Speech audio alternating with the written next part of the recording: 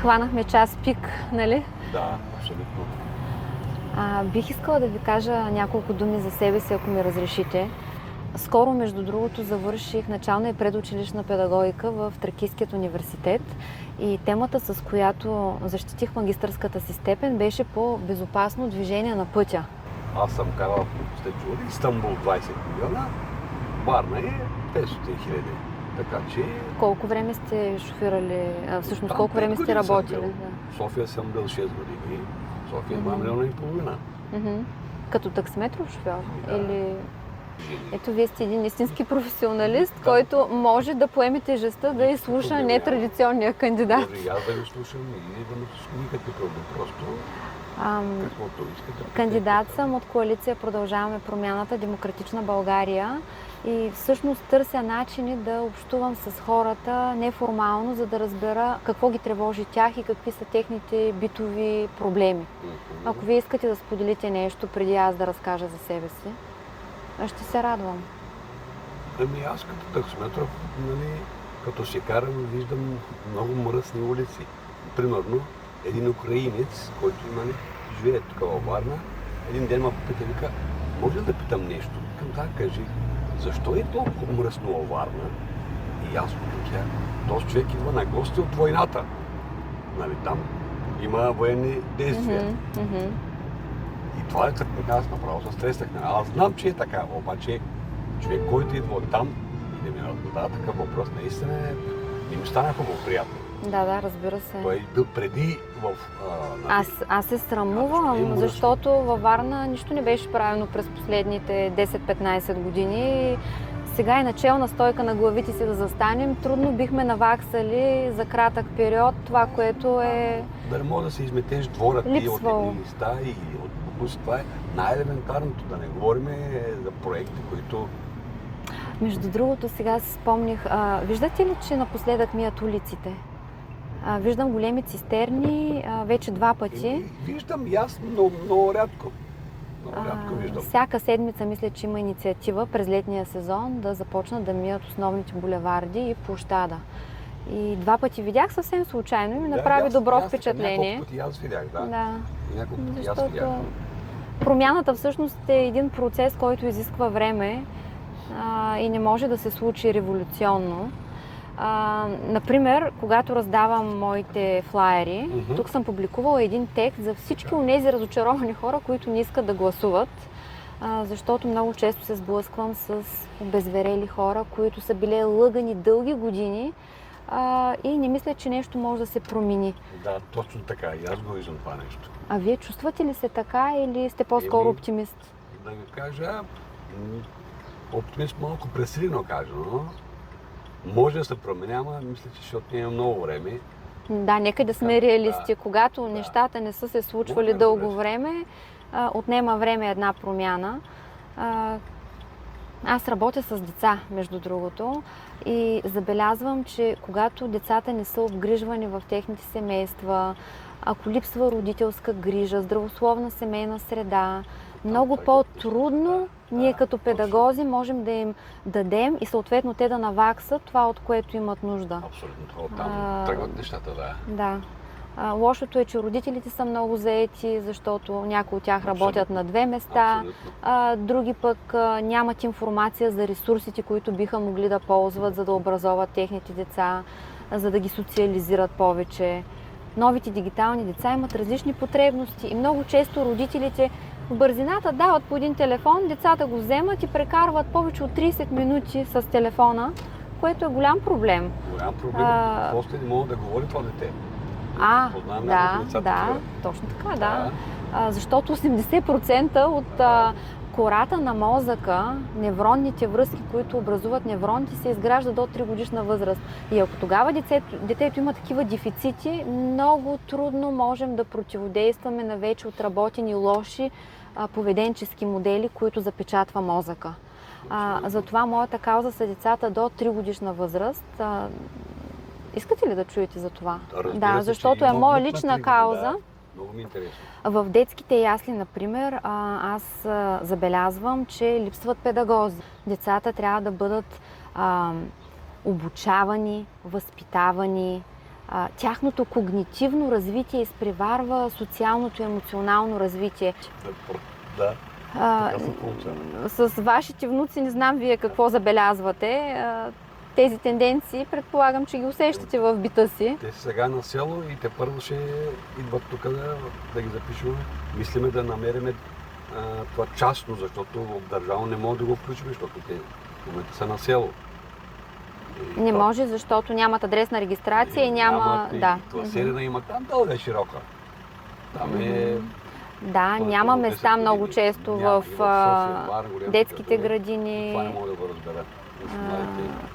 Ами, знаете ли, по публично-частното партньорство през последните 10-15 години, защо толкова малко построиха? Ето, аз за това си мисля. Трябва да се възобнови тази практика. Се прави за няколко месеца. Исках да се върна на децата. Хубаво е медицинските сестри да бъдат допълнително обучени. Обаче, тъй като пак казвам, това са хора с много опит, с добра репутация, за да не всяваме стрес в целия този процес на обучение. Имам предвид да се случва бавно това. Методично, бавно, за сметка на общините, с държавни средства, защото тази допълнителна квалификация ще е полезна за тях и за всяка една друга страна в целия този процес. Питам аз, може ли една медицинска сестра да обгрижва децата едновременно? Това са по 25-30 деца в яслена група. А по закон трябва да има един педагог. Един педагог на всеки 40 деца. Има ли? Колко са педагозите в чистите ясли? В моя квартал, в една от яслите има, не съм сигурна, 4 или 6 яслени групи. Това няма значение. Факт е обаче, че има само един педагог. И това е крайно недостатъчно. Това е много малко. Да.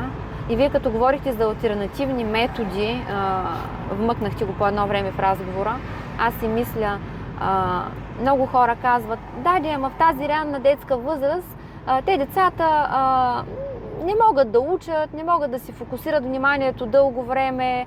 Една педагогическа ситуация, един урок, както казват хората, които не са потопени в образование, е не повече от 10-15 минути. И после какво ще прави този педагог? Времето му трябва да бъде ефективно използвано. В никакъв случай работа на педагога не се изчерпва с планиране и с осъществяване на една ситуация за 10 минути. Така че биха могли добре да работят медицинските сестри и педагозите. Това са неща от живота и би трябвало, който отговаря за тях, да ги знае.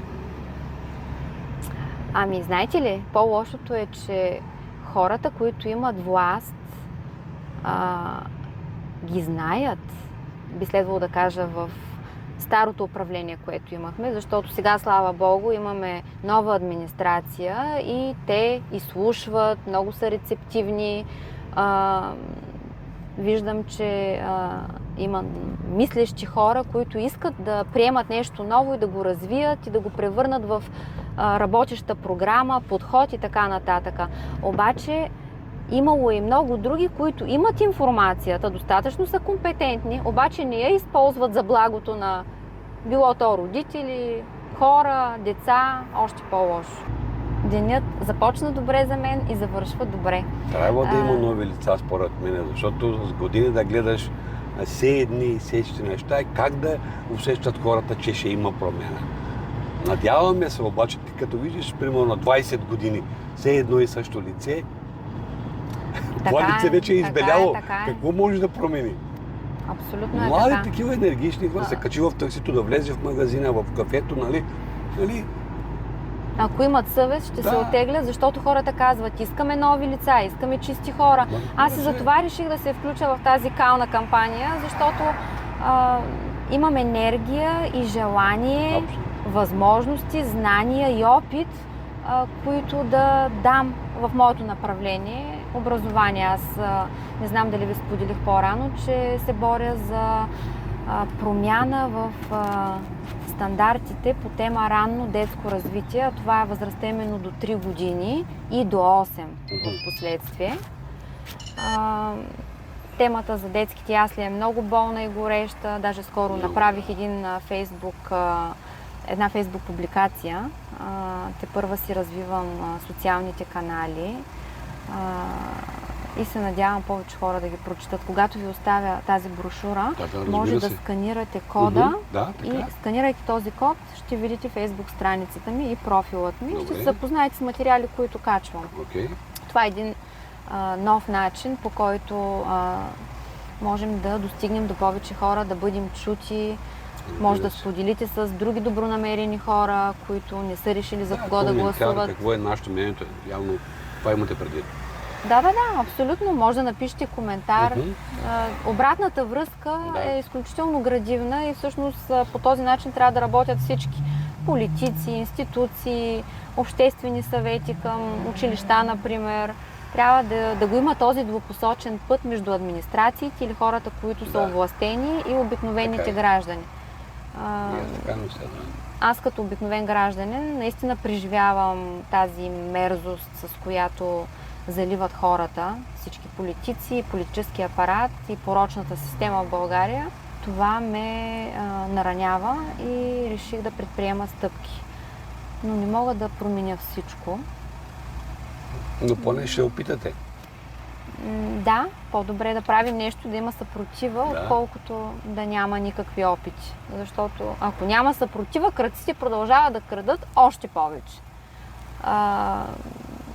Достатъчно крадоха. Много малък процент е на хората, които гласуват. Много е малък. И там е работата, че на големите играчи им излизат сметките. Ако гласуват 30-40% от населението, много им излизат сметките. Обаче ако народа излезе да гласува, няма да е така.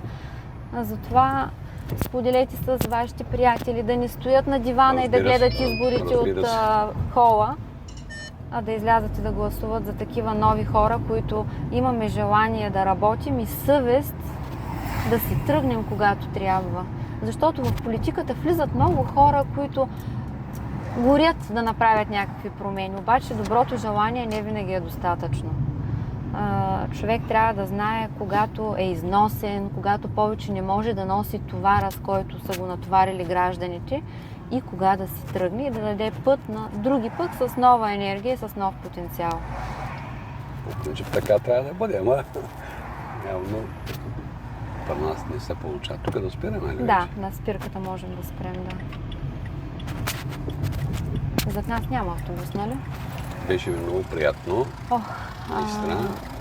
И на мене ми беше... Оставете ми това нещо там. Добре, ще ви го оставя.